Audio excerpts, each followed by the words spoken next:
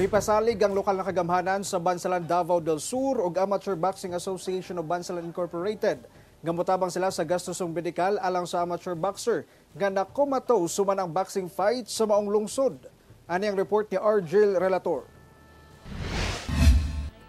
Gipaabot sa inahan nga si Gina, pinaagi sa GMA Regional TV 1 Mindanao ang iyang panawagan ngadto sa Bansalan LGU o sa organizer sa boxing fight nga Amateur Boxing Association of Bansalan Incorporated nga tabangan siya sa gastosong medikal sa iyang anak nga si Anselmo Tagalog Jr. kinsa na comatose human ang boxing fight ni ini nga gipahigayon subay sa pagsaulog sa 71st Bansaulog Festival sa Bansalan, Davao del Sur.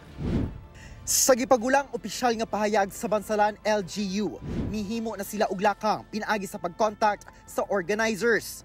Ang pinansyal nga tabang ug suporta alang sa pamilya ni Anselmo kay gihatag sa concerned private individuals ug ang nagkadaiyang boxing associations sa Davao Region mihatag sab og assistance. Luyo nga on leave, parayon sab kunong gina-update si Bansalan Mayor Edwin Reyes labot sa kondisyon ni Anselmo ug sa insidente. Nakatakda kining makigtagbo sa event organizers aron hisgutan ang insidente ug isiguro ang tukmang aksyon aron malikayan nga subli kining mahitabo.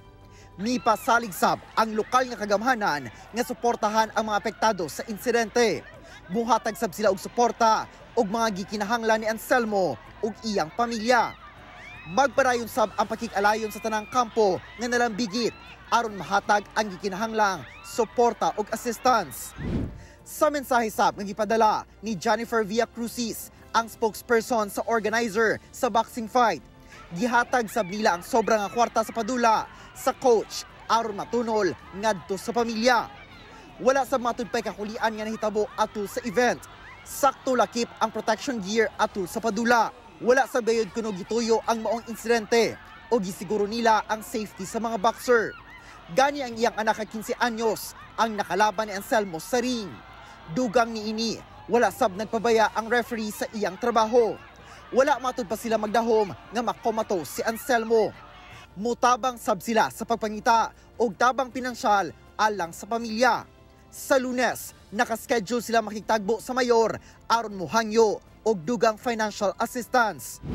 Sa karon, parayon pa nga ginamonitor ang kondisyon ni Anselmo sa ICU sa SPMC sa Davao City.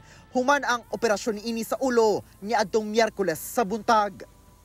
Ako si Argel Relator para sa 1 Mindanao.